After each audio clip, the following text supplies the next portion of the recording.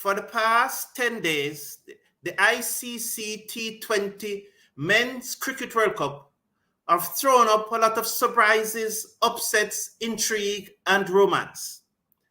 Over this weekend, we witnessed cricket two most celebrated fixtures.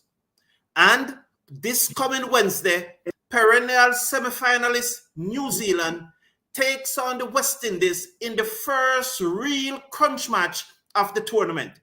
It's a match that New Zealand must win. Hello everyone and welcome to the show. I have invited Andre Douglas and Basil Butcher Jr. to preview this all-important first-round Group C match between the West Indies and New Zealand from the Brian Lara Cricket Academy in Trinidad and Tobago. Gentlemen, good afternoon and welcome to the show. Good afternoon, Sir Carlton. Good afternoon, Andre, and good afternoon to your wonderful viewers, Sir Carlton.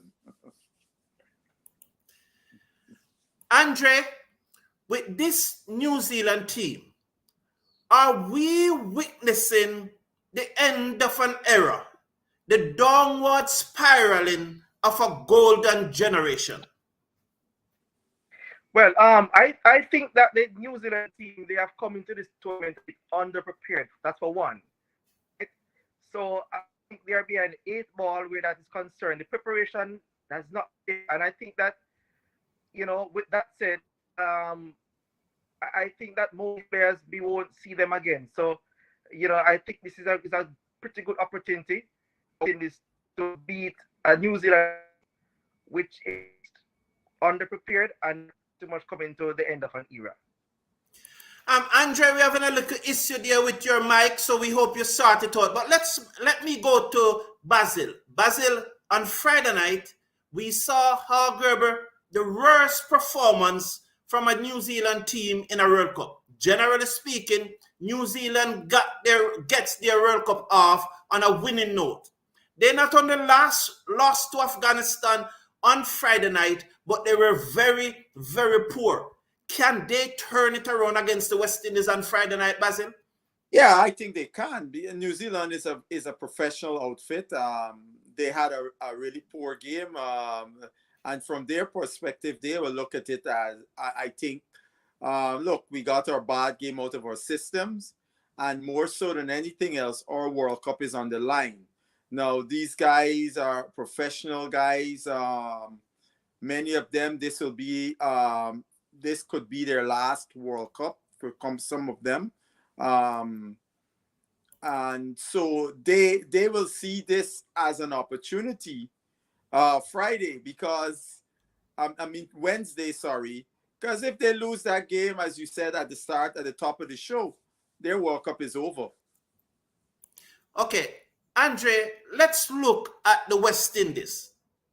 Now, the West Indies started against Papua New Guinea. Some would say shakily. There are a number of concerns during that game.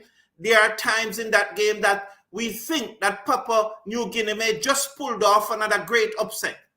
Against Uganda, the batting was tricky. We managed to get 173, but the bowling was highly effective and clinical. What are you expecting from the West Indies come Wednesday night in Trinidad? I'm expecting West Indies to keep on improving on the performances thus far. They improved their very first game from Papua New Guinea, and I'm expecting them to even do better in Trinidad, because I expect the pitch in Trinidad to offer more in terms of favorable batting condition. And I know that the likes of Pooran is pretty good in Trinidad, so I expect West Indies to come out all guns firing in Trinidad and to see a really good performance from them. And Basil, no team ever win a World Cup without some hiccup. We are hoping that first match display against Papua New Guinea was the West Indies hiccup. And like the Jamaican athletes building towards peaking for the Olympic, the West Indies is also building towards that peak. What are the boxes that you are looking forward to the West Indies to tick on Wednesday night? The most important box is the middle overs for me. 7 to 15 from a batting perspective. for the West Indies to really score well and not lose a ton of wickets in the middle overs. I'd like to see an improvement in that. On the other side, on the bowling side, I would like to see the seamers be more consistent, particularly Mr. Alzari Joseph. He has been very inconsistent thus far, and I would like to see more consistency from him. Those are two areas I would like to see them improve. Andre, what are those boxes that you would like to see West Indies tick? Well, I too like to see improvement in regards to the bowling, consistency in terms of, well, for the faster bowlers, because I believe that the spin ball, they have done pretty well thus far. The likes of Chase has been in the middle order, but I want to see from the likes of the top order. I want to see the top order that the Brandon King, Nicholas Pooran. I still think that Nicholas Pooran has yet to set the house on fire, so to speak. So I want to see him playing a very long innings come Wednesday. I think he loves playing in Trinidad, so I want to see him try to get himself settled and play as many overs as possible for the West Indies.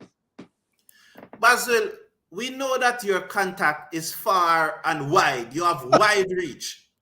What are you hearing about the square in Trinidad, and how is the pitch expected to play come Wednesday night? What are you hearing? I have not heard a single word because I haven't even asked about it. I haven't tried to reach out to anyone about it because you know why? All of those pitches was relayed. At least, I mean, not the full. So no cricket was played on the pitch in Trinidad. Same thing was like in Barbados. Same thing was like in Guyana. We're gonna all find out as a collective Wednesday when the ball bowls in Trinidad, or if they have any games before Wednesday in Trinidad by any chance? No. Okay. Well, we are gonna find out for the first time, because one thing I will say regarding Brian Lara, I will never trust anything those groundsmen or curators say about what to expect. I remember from the onset when that place pitches were being laid. One Bajan guy was there with his show interviewing the guys on the ground. You know what they reported him? This will be the fastest and bounciest track in the Caribbean. It has been the complete opposite. So let's just wait and see where the ball bowl. I want to hear no predictions from anybody. Andre, it will be a brand new pitch. The match expected to start at 8:30 local time in Trinidad. 27 degrees Celsius, mostly cloudy, at 8 kilometers per hour wind blowing across the ground with a humidity of 84%. If you win the toss on Wednesday night, what would you do? I would still want to bat first, because I'd want to, with what is happening in the tournament so far, I'd prefer to bat first. And being that we're playing three spinners, let us bat first, put some runs under pressure, and put New Zealand under pressure, because it's a must-win game for them. So I don't mind us batting first. Let us try to get a total of, say, 160, 170, and put them under pressure. Basil, do you agree with Andre there? Because in my mind, it's a brand new pitch. I want to see what it is doing. I want to see what it's partly cloudy. The dew is going to, I expect there to be dew. I would want to bat first. What do you think, Basil? I would want to bowl first on a new pitch, because I don't know what the pitch is doing. If I win the toss, I want to bowl first. Did I say bat first? Yes, you said. Oh well, I apologize. I mean bowl first. Yes. I'm sorry. I apologize. Yes, I mean bowl first. I got that wrong, Basil. Yes, because you also added into the mix the dew factor, and with us having three spinners, but bowling last with the dew, and potentially 12 of our overs could be bowled by our spinners. The last thing we want is them having to grip a slippery ball. So all of those things added in, I want to bowl first. Andre, would you make any change to the West Indies playing 11? We have seen on social media, and we have seen in this community, a number of persons are calling for changes. So some of them utterly ridiculous. But I'm coming to you now, Andre. Would you make any change to this West Indies playing 11? No, I would not. I don't think any changes is really warranted at this point in time. So I would go into the same in the match with the same 11. Basil, what about New Zealand? Is it the same playing 11, or probably they're going to remove Bracewell? What do you think? Well, you see, Bracewell brings they have a choice between Rajendra between him and Bracewell, because they both bring the option of bowling, because he bowls his left arm spin and as a batter, and I think that will be something they may look at. They may also look at bringing in did Saudi play in the game in Guyana? That might be another person they may look at, because with the spin the spinning track in Trinidad that may assist spin. So they're in Trinidad practicing, because one of the things I saw a video, they're practicing on the square, one of the pitches on the square at the Brian Lara. So they probably, I mean, there wouldn't be a drastic difference between the squares, the pitches on one square. So they will get an idea as to, you know, who, if they're going to bring in another spinner in Saudi and put on and rest one of the seamers, because you remember they had 3 seamers against Afghanistan, and they may shift around that with another spinner, because I don't know if New Zealand is comfortable to having Daryl Mitchell as one of their main bowlers. Yes, because when Bracewell never went so well on Friday night, they had to turn to Daryl Mitchell to complete Bracewell 4-over spell. Right. So I think you would want another bowling option, a more credible bowling option in there. Thank you, gentlemen. We are now going to go to the persons in the live chat and take some of their questions.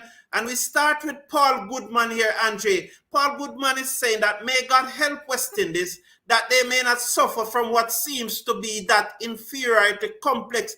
Absolute rubbish, Andre. Yeah, absolutely. I know West Indies has never suffered from inferiority complex.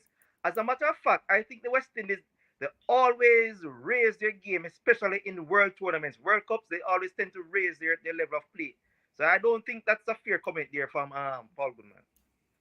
Yeah, not at all, Basil. We can't lose anymore. New Zealand look poor so far in this World Cup. Basil, do you remember when I said that it's Afghanistan and the West Indies going through? You remember that when I said that? Basil, New Zealand being poor, how important it is that West Indies win this match on Wednesday night and shut the door on New Zealand? I'm glad you asked that, because I was going to mention that. No, if West Indies do not do the job, they have opened the door wide open for New Zealand, because remember, New Zealand's last 2 matches is against Uganda and Papua New Guinea. I do not see New Zealand losing any to either one of them, right? Which would mean New Zealand will get 3 points, 3 wins. And because of those, New Zealand knowing they would have the advantage of everything in front of them when it comes to net run rate, how they got to blast these teams. And then West Indies will have the potential banana peel of going up against an Afghanistan team that is playing good cricket, right? So it is very crucial. That's why this game, as you rightly said, Sir Carlton, at the start, this is the first pivotal match of the World Cup, because one team, the loser, there will be a lot of ramifications for both of them. Well, obviously New Zealand will be out of the tournament, but on the other side, if West Indies lose, it could cost them a group Super 8 spot, potentially. Okay, thank you very much for that, Basil. Glenn Cambridge saying, Andre, let's hope New Zealand include Tim Southey because it will be a sure 40 plus runs. Is Southey the weak link in this New Zealand bowling attack, Andre? I mean, I wouldn't say so. So this quite an experienced bowler, so I wouldn't say so. But I doubt whether or not probably Saudi would be included because the likes of Ferguson and Henry, they're bowling pretty well. So I don't expect to see Saudi in the lineup at all. Yeah. I usually don't go off topic. I stay on topic. And probably I still should not go off topic because in the future persons are going to say, well, you went off topic for HR. But since this happened today, I just want to deal with it. The answer is simple, AR. Once the umpire give the batsman out, the ball immediately is dead. So the ball was dead before it reaches the boundary. I will not say anything more about that because I should not even have gone off topic, and I'm not going to do it again in the future. Thank you, Wilson Mans. We appreciate your company, and we're glad that you are enjoying the show, and we're glad that you are contributing. Jamor Smalls, good afternoon. England fighting for their life, Basil. Can England stick? Well, we are sticking to West Indies. Let's stick to West Indies. We're not going to come off topic. I think sarcasm. You need to address England too. No, I mean, all right, Basil. Let's do. All right. It's all in the context of West Indies and New Zealand thing. England is in a similar situation. England, I mean, we got 3 full member nations under pressure. Pakistan, England, and New Zealand. Serious pressure that all 3 of them, the odds are stacked against all 3 of those teams going on to the Super 8. The Super 8, and just to stay on that, if it turns out like that and West Indies goes through, I see we are going to the semifinals because both USA and what's the other team? Scotland. Yes. Will be in the same group with West Indies. Yes. And that's one of the reasons why I didn't want to come off topic, because tomorrow morning I'm going to show all the scenarios, the Super 8 scenarios. So I want to do that tomorrow morning. But Andre, this is a precursor to that show. I thank you very much, Basil. Andre, New Zealand was clearly rusty in the match against Afghanistan. Now, is West Indies catching them at a good time? And as Basil would have said earlier, it's very important that West Indies win this match. Are we playing them at a good time? I do believe so. We're playing at a very good time because quite a number of their players, especially the batters, they have not played cricket in quite some time. So I do believe that this is the right time for us to play New Zealand. And it was a bit surprising that a guy like Ravindra was not played because Ravindra played for most of the IPL. So that was surprising that they played Finn over Ravindra, who would have been playing a lot of cricket. So I think that now is the time that we right time to play New Zealand, that most of the players are pretty rusty and they refuse to play warm-up matches. That was also surprising, They refuse to play warm-up matches. So I think that they're going to take some time to get adjusted. So, West Indies should defeat New Zealand once they play, good cricket. Basil, it is key. It is very important that from over 7 to 15, this is something that Darren Sammy has spoken about a lot. In the previous match, we went at less than 3 runs per over between 7 and 15. How important is it that we do not let this happen again and we go for somewhere 7 and above, even 8 or 9? Well, if we intend to win the World Cup, we have to improve that, right?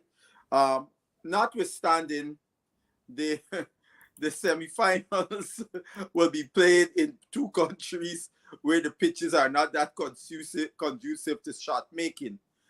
But this is where you have to try to improve your strike rotation and boundary hitting. We have seen you have seen the landscape, and in seeing the landscape thus far, you have to understand we have to improve our strike rotation percentages. We cannot afford to be having 50-odd dot balls, right? Because it is limiting our scoring abilities. The sixes and so on are not going to be coming on these pitches we're playing on. So focus on trying to every ball, rotate the strike. And yes, if you get the bad one, yes, but don't go looking hunting sixes. Good afternoon, Rastaman. Rastaman is saying bowl first. I agree with him. Now, Sherwin, Sherwin is a legend of this community. But sometimes Sherwin makes some posts that really cause us to laugh. And maybe that is one of the reasons why we love Sherwin so much. We love Sherwin. We always welcome Sherwin. But Andre, here is Sherwin saying that we should drop Andre Russell because he's weak against spin. No, Sherwin, not at all. Sherwin, Andre Russell have helped us win World Cup matches. Andre Russell is a very experienced cricketer. Andre Russell is a champion who have done it. Been there, done that. No way, not a chance. Basil, just before you react to that, Kirk Chair saying there's a lot of rain in Trinidad at the moment. Well, we expect it to be mostly cloudy tomorrow night. Basil, I'm going to give you a chance to respond, but I'm just putting Nyla Alexander comment in it too. So go ahead. There's Nyla Alexander comment on the screen. I mean, Sherwin just wanted to give us some laughter, as laughter is good for the health.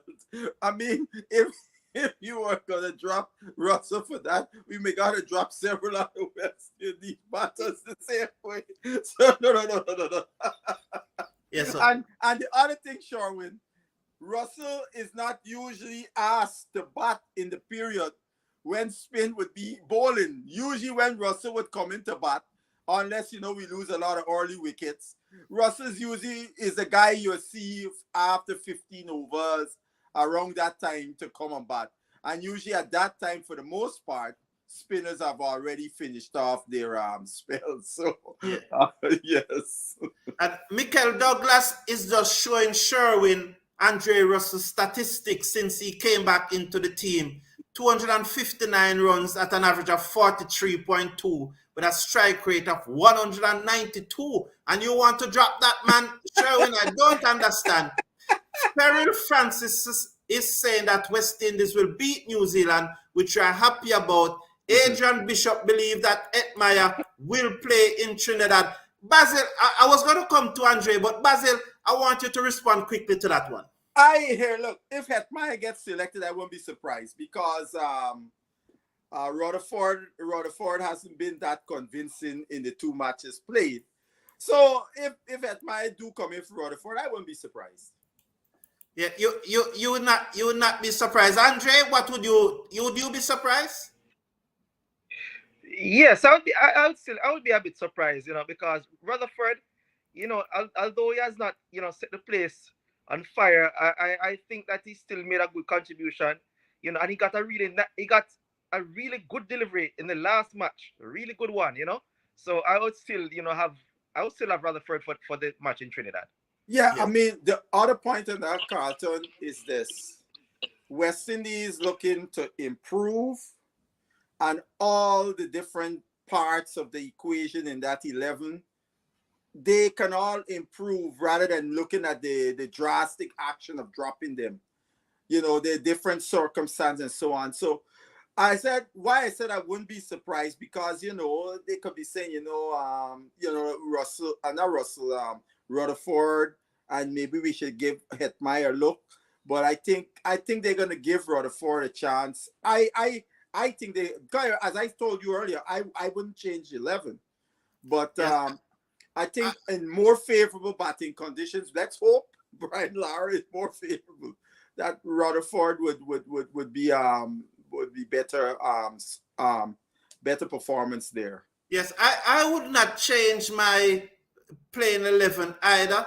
You know, and Gigantic is just reminding us that Russell destroyed Adam Zampa. Rastaman is saying that the only way you can drop Russell unless he's injured. Vernal Farley said, playing New Zealand now could prove to be both a good and a bad thing because has to come out prepared to fight as they never fought before.